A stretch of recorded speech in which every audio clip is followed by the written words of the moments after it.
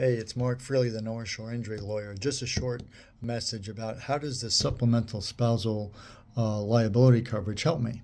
So let's take an example where you're in the passenger seat and your lovely spouse is driving.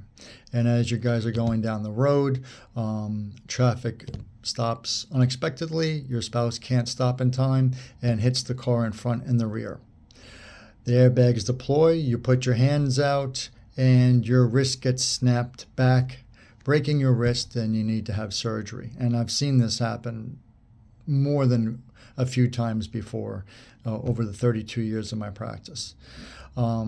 Before August 1st, if you did not have spousal liability coverage on your policy, which most people did not because they didn't know to ask for it and the agents and brokers didn't tell them about it, you'd be entitled to no fault coverage for your medical bills through the car policy, but you would not be able to put in any claim against your policy against your spouse for your pain and suffering as a result of the injury. So there would be no settlement for your injuries.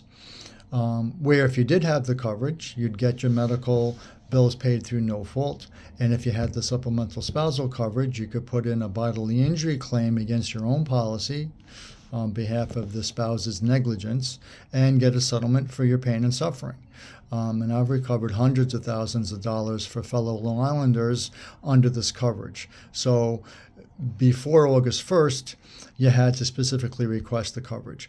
As of August 1st of this year, any policy that's renewed or issued after August 1st, it's automatically covered and provided as part of your policy protection. So you're going to have it.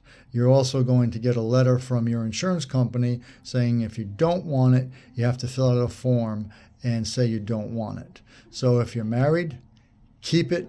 It's super important. It doesn't really raise your rates that much. If you're not married and there's no spouses using the car together and you want to save a few dollars, it's pretty safe to say, no, I don't want it, just to have some savings. But if you're married, please, please, please keep that coverage. One day you might be very grateful that you had that coverage.